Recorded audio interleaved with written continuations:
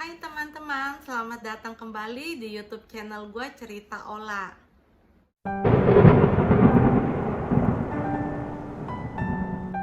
Seperti janji gue di video sebelumnya, kalau gue akan menceritakan tentang trauma yang gue alami, kenapa bisa membuat gue mengalami gangguan cemas. Oh ya, gue di sini berbicara sebagai pasien yang sudah didiagnosa dengan gangguan cemas dan juga gangguan depresi sejak tahun 2009 oleh psikiater gue. Psikiater gue itu dari dulu sampai sekarang masih sama aja, sama dokter Andri. Jadi waktu itu gue pertama kali ke dokter Andri tuh dari tahun 2009 waktu beliau masih praktek di Rumah Sakit Awal Bros Tangerang. Sekarang beliau praktek di Rumah Sakit Omni. Jadi gue tuh sama dokter Andri sama-sama merintis. Dokter Andri merintis sebagai psikiater, gue sebagai pasiennya. Ya, dokter Andri sukses sekarang menjadi psikiater dan gue juga jadi pasien, ya cukup sukses, banyak kemajuan lah gitu. Oke, jadi waktu kecil itu gue ngalamin trauma yang cukup menakutkan dan efeknya itu masih berasa sampai sekarang. Jadi waktu umur 5 tahun dan waktu kecil itu gue pernah hampir dibunuh sama bokap gue pakai golok. Jadi nyokap bokap gue itu sebenarnya udah cerai dari sejak gue umur 6 bulan. Tapi waktu itu gue ikut sama nyokap karena nyokap sayang banget sama gue, dia nggak mau ngasih gue ke bokap gue, jadi dia rawat gue walaupun kita hidup dalam serba kekurangan. Nah akhirnya ketika gue umur 5 tahun, nyokap bokap gue ini demen judi. Walaupun mereka miskin, tapi mereka sangat demen judi. Nah suatu saat gue yang selalu nemenin dia judi, karena kalau dia pergi gue harus ikut sama dia karena nggak ada yang jagain gue. Nah waktu itu gue sempet nangis, mungkin anak kecil ya bosen atau gimana gitu kan. Nah waktu itu gue sempet nangis, terus udah gitu nyokap gue emosi, mungkin dia lagi kalah judi kali ya, jadinya emosi kan. Nah terus pas gue nangis, nyokap gue marah, emosi, akhirnya dia bilang ayo gue bawa ke bokap lo, kata dia gitu kan. Nah terus dia carilah bokap gue, di mana nih bokap gue tidur, karena bokap gue ini nomaden, bisa pindah kemana-mana tidurnya, karena gue juga nggak tahu sih dia sebenarnya punya rumah apa enggak gitu kan. Nah akhirnya pas dicari-cari ketemulah bokap gue lagi tidur di balai-balai gitu kan, di balai-balai dekat rumah orang gitu. Nah nyokap gue langsung teriak-teriak manggil nama dia. Nah terus udah gitu bokap gue kaget kan, bangun, dia bilang ada apa, akhirnya mereka berantem. Nah pas mereka berantem bokap gue emosi, terus dia ambillah satu golok gitu kan. Dia begitu keluarin golok, nyokap gue kaget, dia masih marah-marah. Akhirnya bokap gue juga kesel, akhirnya gue dikejar-kejar sama bokap gue pakai golok.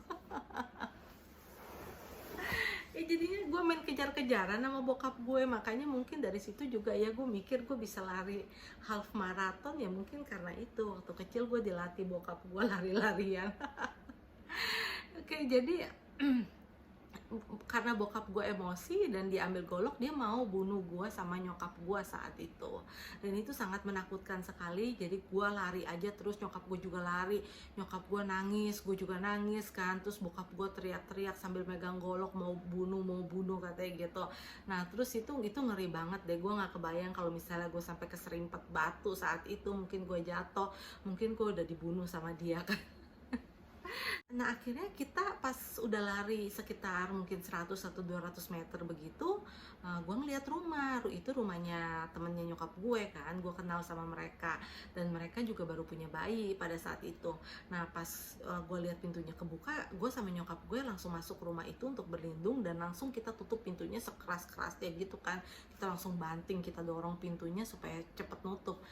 tuh anak bayi, anaknya temen nyokap gue itu sampai nangis tuh, nggak sampai sawan. Aduh, gue kadang-kadang mikir nggak enak juga kan.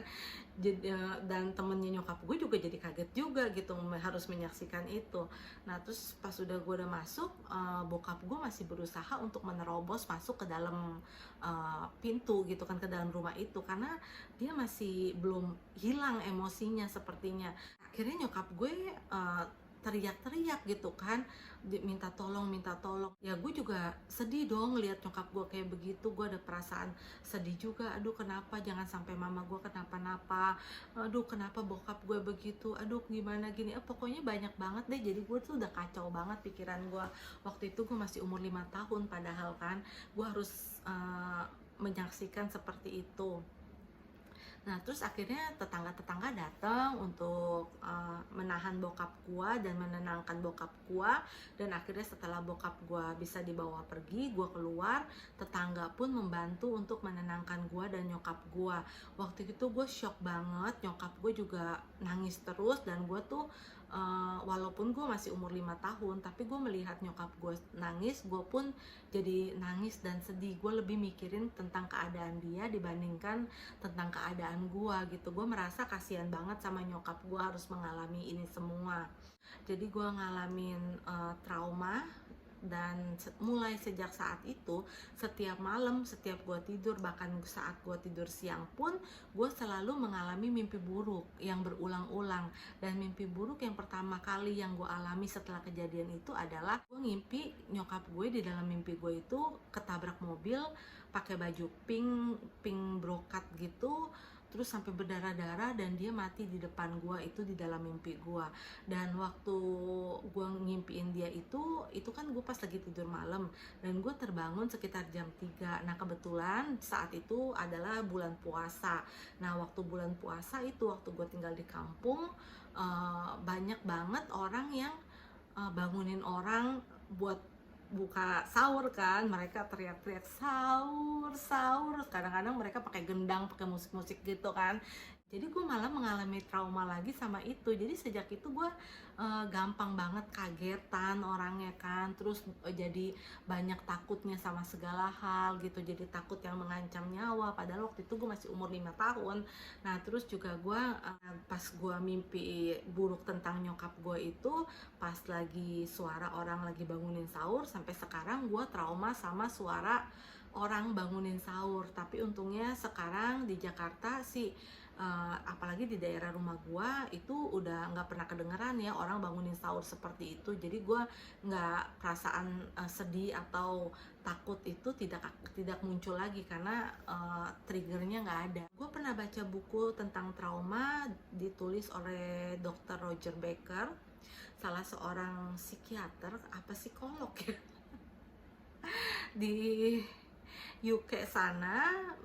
Dr. Roger, judulnya Understanding Trauma. Itu bukunya bagus banget. Jadi kalian misalnya mengalami trauma di masa lalu dan mungkin itu perasaan itu masih membekas, kalian bisa aja baca buku itu sangat bagus sekali. Jadi kita bisa mengenali trauma meskipun kita belum didiagnosa oleh dokter atau belum pernah ke psikiater. Buku itu sih kalau dibaca boleh juga. Jadi kalau misalnya emang kalian benar ngalamin trauma dan masih ingat terus, biasanya sih kalau baca buku itu kalian jadi mengerti. Jadi mungkin kalian dengan membaca buku itu mengerti tentang trauma itu sendiri. Mungkin nanti ada keinginan untuk mengobati trauma itu dengan pergi ke psikiater ataupun ke psikolog. Jadi di Dr. Roger Becker itu ditulis apa yang mengakibatkan orang trauma. Ya mungkin orang trauma karena dihadapkan pada posisi yang traumatis, seperti menyaksikan orang kecelakaan atau diri sendiri kecelakaan, atau mengalami kayak seperti gua hampir dibunuh gitu. Nah kalau menurut Dr. Roger juga sih, misalnya nih kita berdua mengalami hal traumatis berduaan gitu kan, tapi belum tentu kita juga bisa trauma dua-duanya, atau nggak trauma sama sekali, atau mungkin hanya gue yang mengalami trauma, atau hanya lu aja yang mengalami trauma. Itu semua karena kata Dr. Roger Becker bukan juga dari kejadiannya, tapi respon kita saat itu, saat menghadapi trauma itu. Apakah kita sangat ketakutan, ataupun kita marah, sedih, kecewa. Jadi respon kita melihat kejadian itu seperti apa, itu yang akan merubah hidup kita. Jadi jika gue menganggapnya itu sesuatu yang mengerikan sekali, yang mengancam nyawa gue, ya berarti itu bisa mengakibatkan gue trauma. Ya, sejak kejadian itu gue sangat berubah. Gue jadi anak yang lebih pemurung juga. Terus gue lebih banyak pemikir. Gue jadi, saat itu gue umur 5 ya, gue tuh apa aja gue udah pikirin. Waktu itu kakek gue pernah ngomong gini, lu tau nggak, si itu tuh ya, dia mah orang hebat katanya. Eh, dia mah lagi makan aja mikir, lagi ngapain mikir, otaknya nggak berhenti mikir. Terus gue mikir kan, lah apa bedanya sama gue juga hebat dong, orang gue aja pemikir. Jadi memang sejak kejadian itu, walaupun gue saat itu baru umur 5 tahun, tapi kehidupan gue berubah. Gue menjadi lebih murung, dan gue selalu memikirkan apapun, dan gue juga takut nyokap gue mati. Uh, Terus apalagi setelah mimpi buruk itu datang kan. Nah, terus memang kalau trauma juga biasanya di gejala-gejala trauma yang paling khas itu adalah mimpi buruk. Jadi yang dari buku-buku yang gue baca juga dibilang katanya mimpi buruk setiap malam sangat berkaitan dengan trauma. Jadi memang gue sering juga mimpi buruk, kadang gue tenggelam, kadang gue dikejar-kejar pembunuh berdarah dingin gitu, yang mungkin itu uh, perasaan takut gue ya, perasaan takut gue waktu gue mau dibunuh sama bokap gue. Jadi keluarnya lewat mimpi buruk gitu, jadi perasaan itu gak pernah hilang. Nah, terus kayaknya sih jadinya trauma itu juga menyebabkan gue mengalami kecemasan yang berlebihan, sehingga didiagnosa dengan gangguan cemas, dan juga gue mengalami panic attack. Nah, terus apakah trauma itu, kejadian itu sudah pasti yang menyebabkan gue mengalami gangguan cemas? Belum tentu juga kan. Nah, terus juga gue tinggal di rumah kakek gua dari gua kelas 1, dari gua kelas 2 SD sampai kelas 2 SMP. Nah, baru sejak itu gua pindah ke rumah nenek gua selama setengah tahun. Baru setelah itu gua pindah ke Jakarta untuk tinggal sama nyokap gua, dan sampai sekarang gua masih di Jakarta. Nah, waktu gue tinggal sama kakek gue pun, gue setiap hari mengalami abuse, mengalami penyiksaan, baik itu secara fisik maupun mental dan verbal lah ya. Mereka berkata-kata buruk terhadap gue, banyak bilang kayak gue bawa sial. Nah, itulah yang menimbulkan kecemasan karena kejadian-kejadian gak enak itu berulang setiap hari selama bertahun-tahun. Jadi ya gak heran juga sih sebenarnya kenapa gue bisa kena gangguan cemas sekarang kan, kalau mengingat masa lalu gue yang seperti itu. Dan sebelum gue tinggal sama kakek gue itu sebenarnya tinggal di satu rumah kecil di dekat rumah kakek gue, tapi kakek gue ngusir gue sama nyokap gue. Jadi gue tuh pindah-pindah gitu deh sama nyokap gue, sama juga kayak nomaden gitu. Makanya mungkin sampai sekarang gue tuh demen hippie style, gypsy style gitu kan. Jadi mungkin karena itu juga kali, karena gue tuh nggak pernah ada tempat tinggal kan saat itu kan, dan waktu kecil pun gue nggak sekolah karena gue harus berpindah-pindah tempat. Tapi nyokap gue sih biar begitu-begitu juga sayang banget sama gue, dia masih tetap ajarin gue, walaupun dia sambil ngajarin gue tuh sambil mukul, kadang-kadang kan sambil teriak-teriak. Terus juga tangan gue digunting, ada bekasnya masih ada bekasnya di sini kan, nanti gue kasih lihat foto yang lebih jelasnya. Dan tangan gue sampai digunting waktu dia ngajarin gue. Jadi ya memang kehidupan gue tuh waktu kecil tuh gak enak banget deh gitu. Tapi ya gitulah. Jadi apapun yang dilakukan nyokap gue saat itu, waktu itu gue sempat marah sama nyokap gue. Gue nggak marah langsung ke dia, tapi gue di dalam hati gue marah sama nyokap gue karena nyokap gue lilinin gue, terus nyokap gue juga pukulin gue. Terus gue marah ketika nyokap gue memilih untuk pindah ke Jakarta sendiri tanpa ngajak gue. Jadi gue tinggal di rumah kakek gue. Disitulah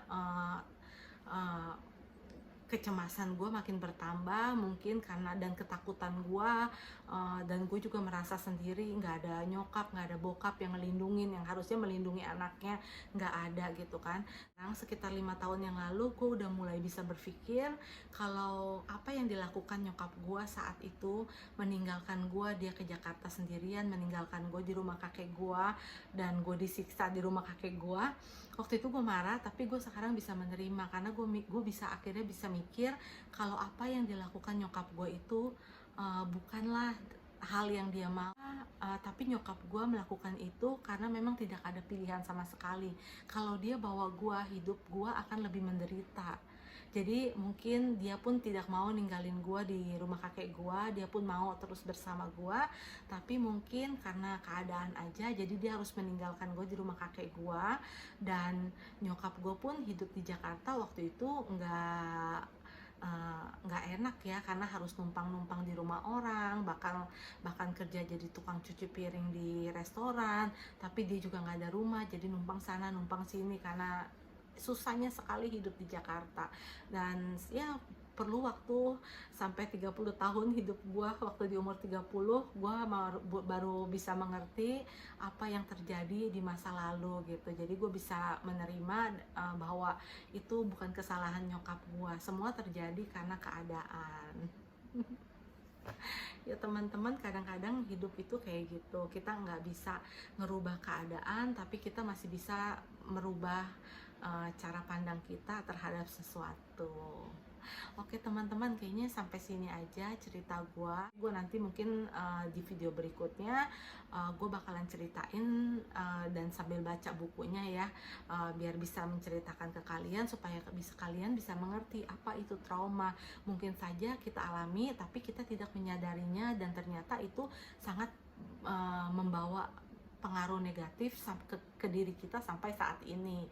Oke teman-teman, terima kasih ya udah nonton. Semoga video ini bermanfaat, dan gue selalu ngingatin kalian untuk tidak malu jika kalian ingin berobat ke psikiater ataupun menemui psikolog, karena gangguan jiwa itu bukanlah aib. Seperti gue mengalami trauma bukan aib kok, orang bokap gue yang mau bunuh gue, bukan gue yang mau bunuh dia kan. Oke, terima kasih ya udah nonton. Bye-bye.